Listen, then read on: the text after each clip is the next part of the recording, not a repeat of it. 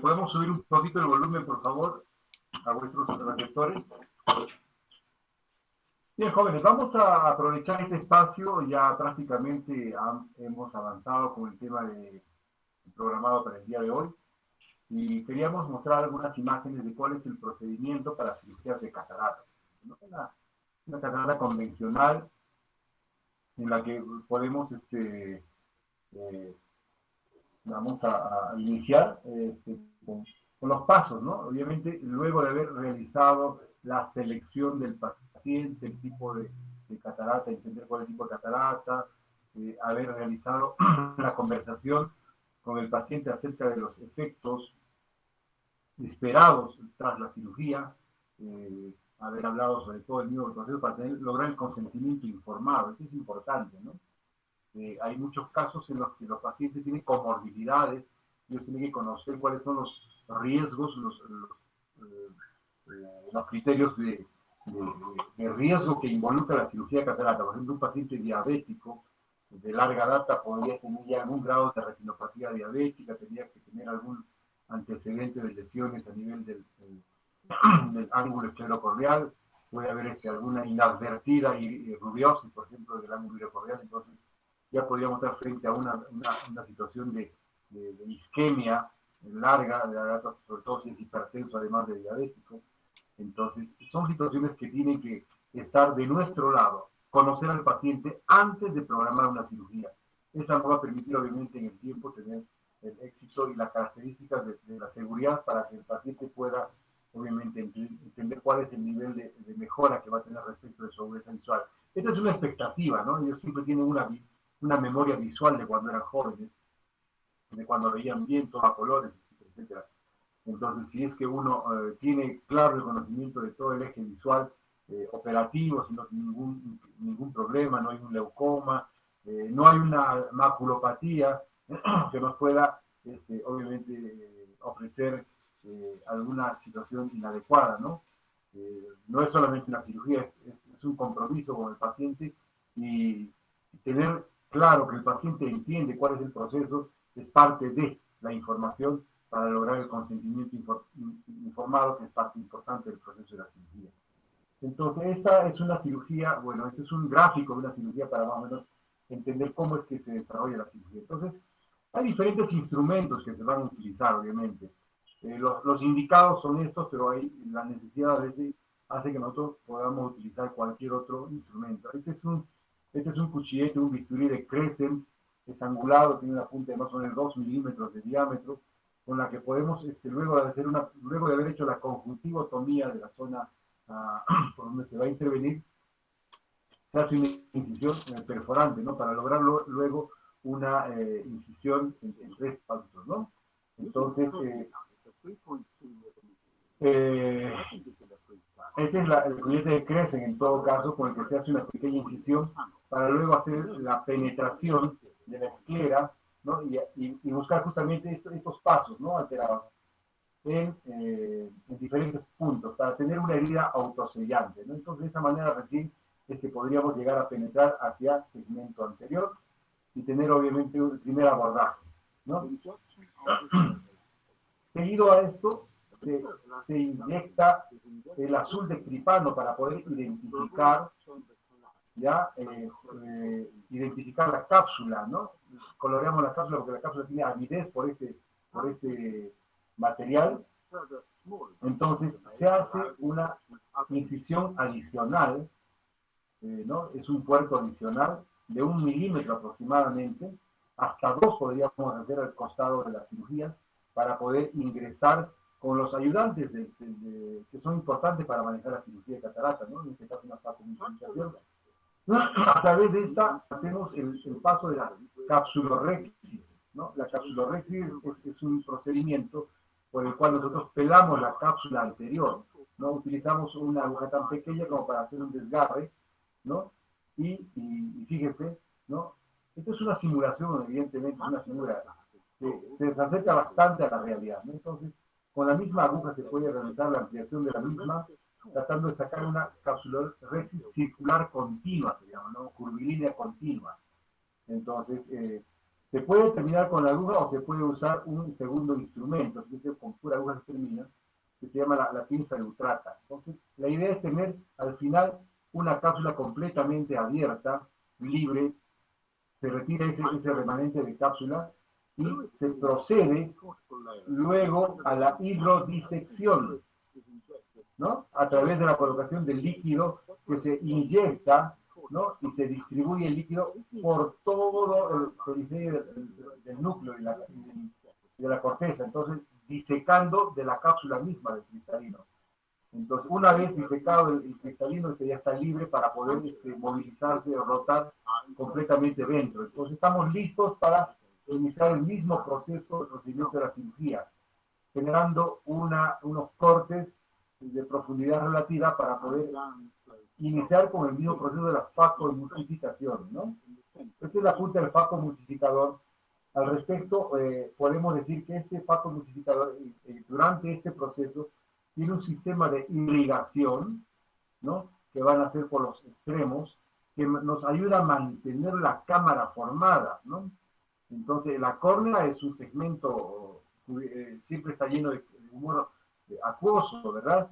Pero al tener una incisión, la pérdida de este humor acuoso va a ser tal que podría aplanarse en algún momento, sobre todo, recuerden que por el extremo distal, ¿no?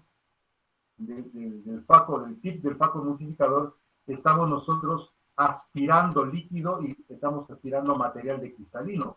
Entonces, eso podría hacer que nosotros en algún momento perdamos cámara. Entonces, tiene que haber una herida autosellante, tiene que haber una sustancia viscoelástica que mantenga y proteja el endotelio que está en íntimo contacto. Recuerden que al estar liberando partículas del cristalino, estamos dejando en libertad también partículas pequeñas de cristalino que no las vemos sin la cirugía.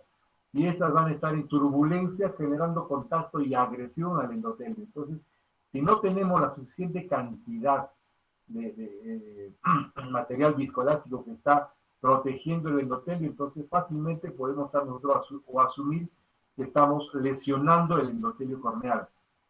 Otro dato importante durante el preoperatorio es tener clara cuenta de cuánto está el endotelio corneal de la persona, cuánto está la cuenta de celos endoteliales del paciente, ¿no? Entonces, podemos tener una córnea clara, evidentemente, que nos muestre una catarata, ¿no? Y si no hacemos mayores estudios, simplemente vamos a arriesgarnos a ingresar a cirugía. Y fíjense que a pesar de que la córnea esté transparente, podríamos tener una cuenta endotelial bastante baja, ¿no? De 1000, ¿no? ¿Hay transparencia corneal con 1000 células por milímetro cuadrado? Sí hay transparencia corneal. Entonces, el proceso mismo quirúrgico va a llevarse un porcentaje de células por la turbulencia que les comentaba, ¿no? Se va a llevar un gran porcentaje. Y la cirugía, si la cirugía es más prolongada, en todo caso, evidentemente, el paciente, luego de un proceso inflamatorio de X días, va postoperatorio, va a tener una agudeza visual X. Y la misma en el tiempo podría perderse, obviamente, simplemente por no tomar en cuenta las características del endotelio corneal previa a la cirugía. Entonces, si tenemos un conocimiento de cuál es el endotelio del paciente que vamos a operar, podríamos simplemente diferir la cirugía y programar otro tipo de intervención quirúrgica. Entonces, este dato es importante, jóvenes, ¿no? Entonces, se hace una excavación, obviamente, la idea es partir el núcleo. Hay una técnica que se llama divide y conquista. Entonces, rotamos el mismo núcleo para empezar a abordar por el otro extremo y volver a ampliar el surco y cortamos hacia otro lado. Entonces, divide y conquista. Eso es importante para el proceso de cirugía. Vamos fragmentando, no es una facofragmentación, de sacar por pedazo, ¿no? Entonces, el núcleo cristalino se puede rotar y fíjense cómo. La idea es no tocar la cápsula que está por acá rodeando, ¿no? Toda la cápsula anterior y detrás de esta, al fondo del cristalino, está la cápsula posterior. Debe ser intocable. Este fenómeno de acercarse demasiado a este extremo es riesgoso. El solo hecho de tocar la cápsula aquí, que eso es un gráfico obviamente, puede hacer que eso reviente y el núcleo se vaya al segmento posterior, caiga y genere una complicación inesperada. Y fíjense cómo entonces luego los pedazos, simplemente por el mismo fenómeno de irrigación, aspiración, se van hacia la boca del tip del faco y se concluye la cirugía, ¿no? Entonces, en esta situación ya, luego de hacer una limpieza adecuada, se puede colocar una cantidad de disco elástico y vamos a sacar. ¿No? Y obviamente continuamos la cirugía y se va a colocar un sistema de irrigación aspiración para retirar los restos que podrían quedar en la periferia de la corteza, ¿no? Entonces hay ciertamente restos que llegarían a generar inflamación, pero obviamente nos deja la libertad de poder colocar un poco más de disco elástico para proteger obviamente las estructuras endoculares. No tiene este color, simplemente el video lo muestra con este color para poder entender que hay esa sustancia dentro de la cámara anterior, ¿no? Seguido a esto, entonces se amplía un poco más la incisión, ¿no? Con una incisión de 2.5, a través de la cual podría, se amplía un poquito más hacia un costado, ¿no? Y hacia el otro, para poder integrar el lente intraocular que está plegado, ¿no? Está dobladito, está como un cartucho. Vamos a ver en este momento cómo es que se puede introducir el lente intraocular. Ok, fíjense, este es un lente no es plegable, ¿no? Fíjense, este es un lente monopieza. Se puede doblar en dos máximo. Fíjense cómo se dobla en dos. Entonces, estas eran las cirugías previas. Este era un lente que, fíjense cómo se va a doblar en dos, ¿no? Entonces a través de una incisión de 3 milímetros puede fácilmente entrar este lente, ¿no? Fíjense. Entonces, tiene su pinza especial para colocar, ¿no? Hay que hacerlo con bastante cuidado y pericia, ¿no? Y se coloca, ¿no? A través de la incisión con la patita para adelante. Fíjense la fila para que no lesione el endotelio. Hay que tratar de proteger con bastante viscoelástico. Fíjense cómo las patitas están integradas y meterlo dentro del saco capsular, ¿no? Entonces va a girar, ¿no? Y soltar con cuidado, no soltar bruscamente, porque podríamos romper la cápsula posterior. Con cuidado. ¿Eh? Entonces el viscoelástico dispersivo que está dentro del ojito hace que este mecanismo también pueda ser mucho más práctico y mucho menos dañino para el ojito. Ok, este es entonces cómo queda el ojito, se termina de limpiar los restos del viscoelástico, se acomoda el lente en su posición, ¿no? Esos remanentes hay que retirar porque el viscoelástico podría taponar nuevamente o dificultar el flujo de humor acuoso y subir la presión intraocular. Entonces fíjense cómo se debe retirar todo lo que pudiera quedar de viscoelástico. Fíjense cómo cambia y queda solamente el lente intraocular dentro del saco y lo que debería quedar ahí solamente es humor acuoso. Entonces, este es el video que había preparado para ustedes de la cirugía de catarata. Ahora vamos a compartir, bueno, si quieren conversar un poco al respecto, por favor. ¿Es cuándo?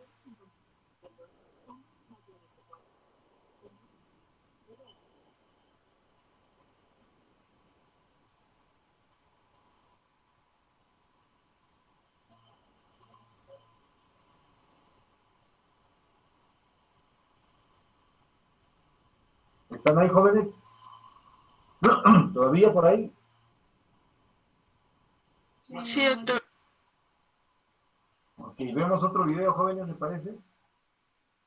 Siempre sobre catarata, ¿ok? En este caso, este video nos ilustra la manera en que podemos o debemos abordar todo el proceso de la cirugía, ¿no? Vamos a ver. And how they can be treated with surgery.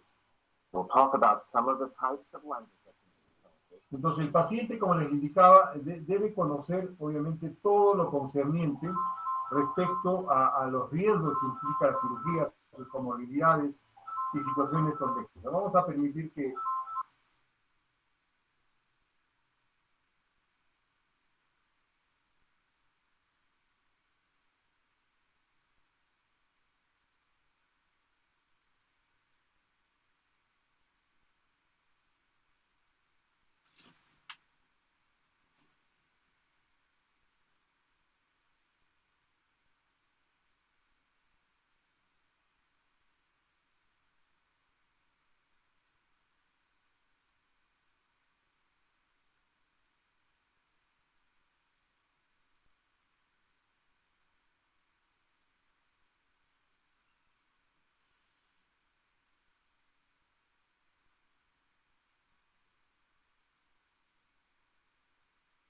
Doctor, no se escucha.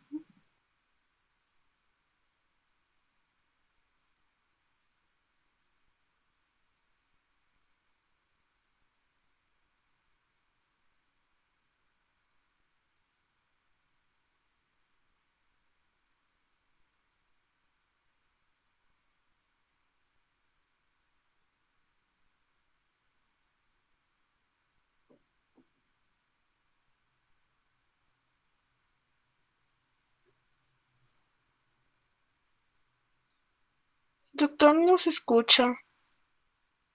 Ok, perdón. Les comentaba que en este momento es importante este fenómeno, es un foróptero que nos permite hacer la refracción del paciente. Entonces, muchas veces el paciente puede tener una catarata de X grado, ¿no?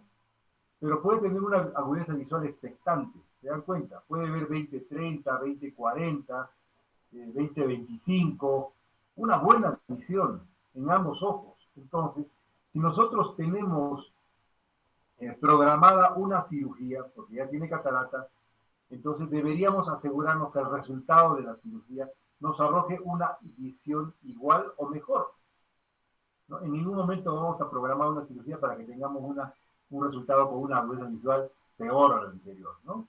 Entonces, eso es importante que el paciente se le haga una buena refracción, ¿no?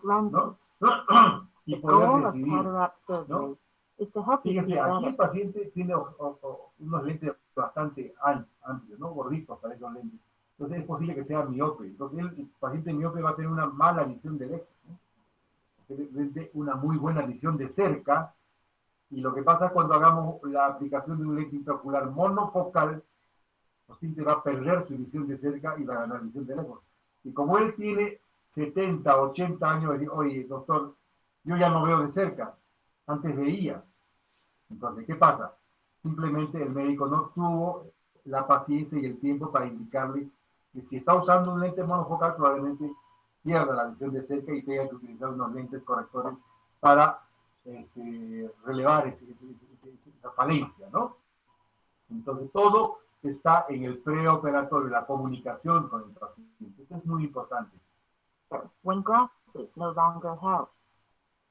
Obviamente, cuando los lentes no van a ayudar, no va a haber ninguna situación que pueda concurrir a la mejora de la agudeza visual con la mejor corrección, habiendo descartado cualquier otra patología asociada, sea glaucoma, sea maculopatía, sea una uveitis, sea lo que sea, patología relevante, sea diabetes, sea hipertensión. Entonces el paciente con mayor conocimiento de causa y el médico más informado procede a la cirugía, evidentemente, ¿no? Así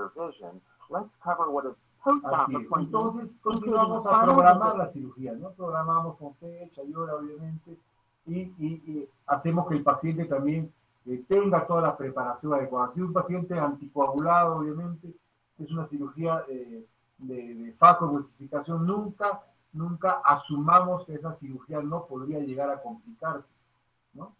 Entonces, siempre hay que pensar que podría haber una complicación. Entonces, si el paciente es usuario de anticoagulante, hay que pedirle al cardiólogo o a la persona que maneja su anticoagulación que vamos a tener una cirugía y que recomiende lo más adecuado. Porque esa no es tarea del oftalmólogo. Uno no tiene que asumir y decirle, oiga, usted deje de tomar su aspirina, deje de tomar su warfarina o modifique con otro medicamento. Esa es responsabilidad de la especialidad. Porque el momento que pase algo con nosotros, ¿no? Y te va a decir simplemente, ¿y usted como oftalmólogo por qué le suspendió el medicamento? Este infarto ocurrió en sala de operaciones porque usted no hizo la interconsulta con el cardiólogo para que pueda evaluar ese proceso. Entonces, no le corresponde, a usted le corresponde operar, más no tomar en cuenta las medicaciones que no le corresponden por especialidad, ¿no? Entonces, hay que tomar las previsiones en adelante. Entonces, hay que evidentemente programar incluso para el paciente cuál sería la modulación antiinflamatoria, cuánto va a durar. Entonces, asignar las citas o más o menos decirle, después de la operación, usted va a tener un posoperatorio de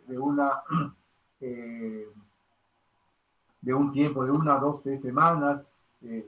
Siempre hablar un poco de más. Podría mejorar antes, evidentemente, y eso simplemente, qué bueno, se ha mejorado y va a hacer lo siguiente. Es posible que después de la operación usted tenga que usar un lente adicional, ya sea para lejos o para cerca, inclusive a pesar de que el paciente haya optado por un lente multifocal.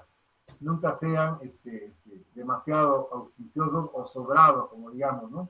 Te vas a salir muy bien, porque podría ocurrir algo. Hay que tener siempre los conceptos un poco reservados y tratar de evitar hacer comentarios demasiado auspiciosos. Todas las cirugías, recuerden ustedes, no están exentas de riesgo y ningún cirujano tiene patente de corte para decir a mí no me va a ocurrir nada.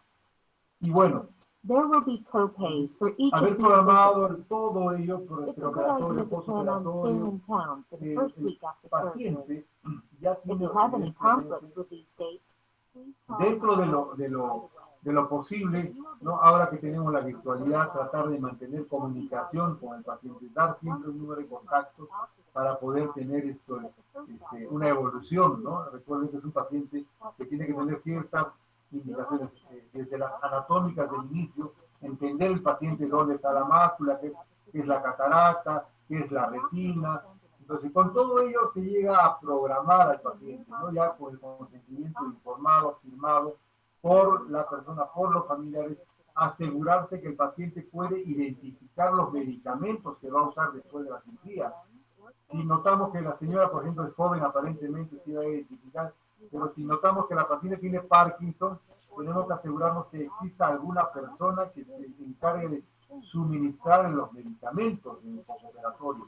Porque no solamente es el proceso quirúrgico, jóvenes, es todo el intraoperatorio que es nuestra responsabilidad y el postoperatorio obviamente va a ser responsabilidad de la paciente, del paciente y de su entorno. Entonces todo esto básicamente tiene que estar priorizado, ¿no? Fíjense, recuerden la cirugía, cómo eran los pasos, este es algo mucho más resumido, ¿no?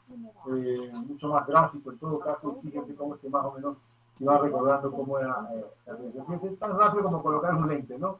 Este va a ser un lente plegable que se acomoda dentro de por sí y ahí termina la cirugía, perfecto. El paciente se va con su protector ocular a casa y viene a su control el día siguiente, ¿no? Recuerden que la recuperación de la visión posterior a la cirugía no es recomendable hacer una agudeza visual, porque esta podría estar un poco alterada, ¿no? Y de repente si le hemos generado mucha expectativa al paciente, ¿no? Él te va a decir que no estoy viendo bien todavía, tengo problemas para poder ver. Pero el paciente debe entender que el proceso inflamatorio debido a la cirugía al día siguiente podría ser posible que esta persona no pueda ver adecuadamente el tipo o no pueda ver a su entorno. Entonces, a pesar de que el protector ocular es transparente, ya dice, todavía no veo bien.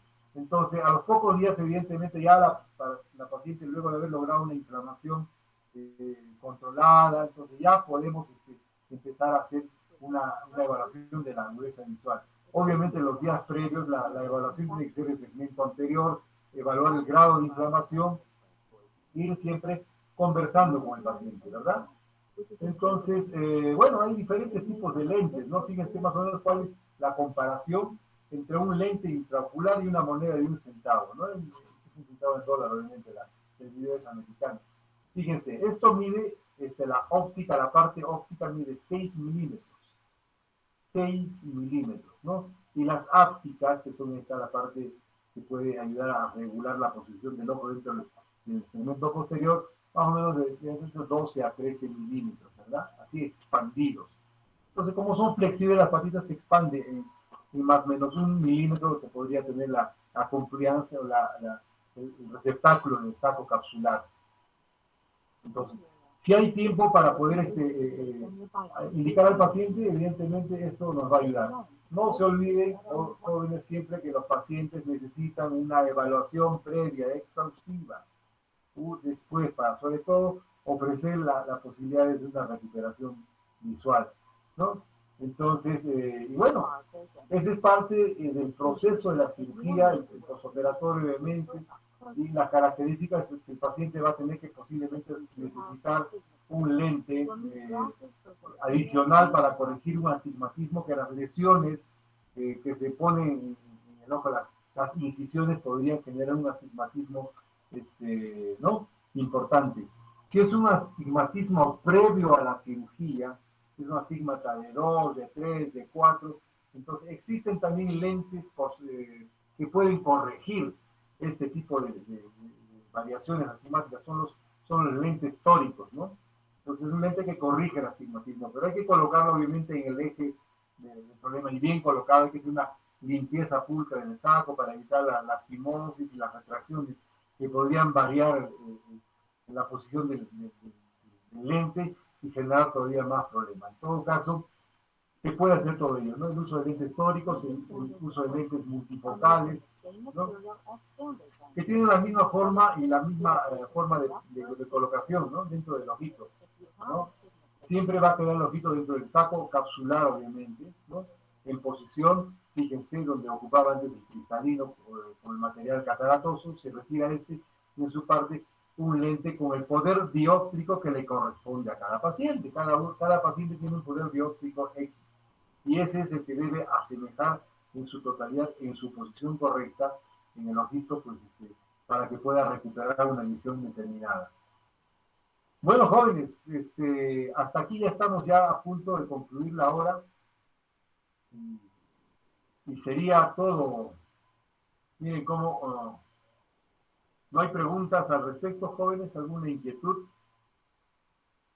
Todo está claro. Ya estamos próximos a nuestro segundo examen. Por favor, les recuerdo que tienen que ir presentando sus archivos con todos los resúmenes de los temas ya desarrollados en clase, ¿no? Con sus mapas conceptuales, me refiero, ¿no? Bueno, ustedes son libres de tomar el diseño, las características propias de cada mapa conceptual. Recuerden que en la hoja debe ir vuestro nombre, ¿no? Este mapa corresponde a Alessandra Paredes Pedraza, perfecto, está la fecha, ¿no? Todo eso. Eso para poder completar la parte de la evaluación de acuerdo a lo programado. Listo, jóvenes, no habiendo preguntas al respecto, voy a pedirle que suscriban su asistencia en el chat en este momento. Me preguntabas algo, Glicerio. Esa es una cirugía extracapsular. La primera te refieres seguramente, ¿verdad? No había pedido que hablen por el micrófono, pero no había visto tu comentario. Bueno, la cirugía extracapsular, evidentemente, es aquella en la que vamos a retirar el cristalino de manera íntegra, ¿no? Hacemos una incisión, puede ser una cápsula circular continua, pero sale el núcleo completo, ¿no? Puedes fragmentarlo inclusive con un disector, partirlo en dos y sacarlo por pedazos a través de una incisión más pequeña. Pero en la extracapsular, a diferencia de la cirugía de facodificación, el cristalino sale íntegro, Glicerio. ¿Está mejor el concepto, Glicerio, ahora? Si habría alguna duda.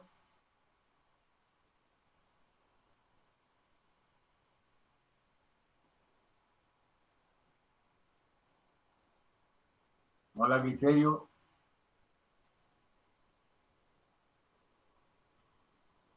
Glicerio Dávila, ¿estás presente? Sí, doctor. Me hiciste un comentario acerca de que si era una extracapsular, perdón. Sí, una extracapsular, el primer video que nos mostraste. Claro. En la extracapsular recuerda que el material cristalino se saca de manera íntegra, ¿no? Fuera de la cápsula y se extrae el exterior del ojito.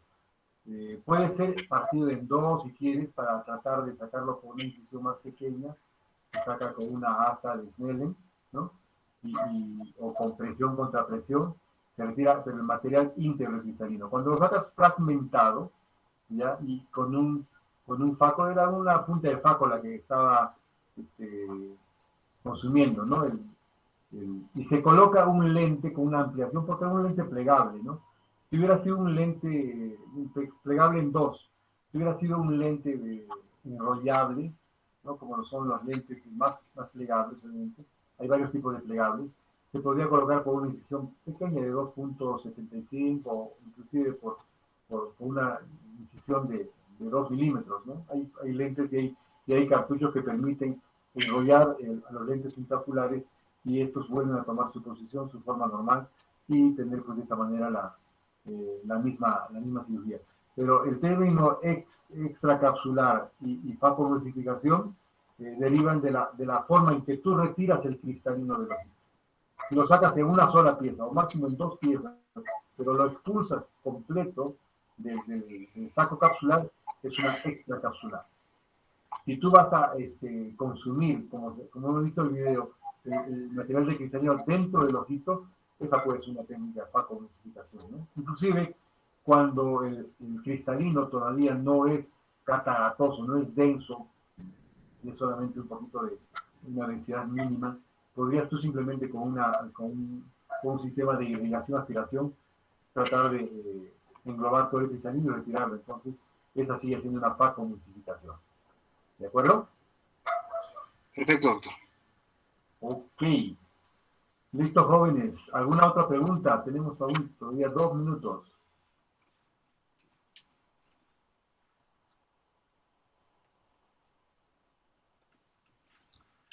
Ok, no habiendo más preguntas, agradezco vuestra suscripción y asistencia y nos vemos la próxima semana, jóvenes.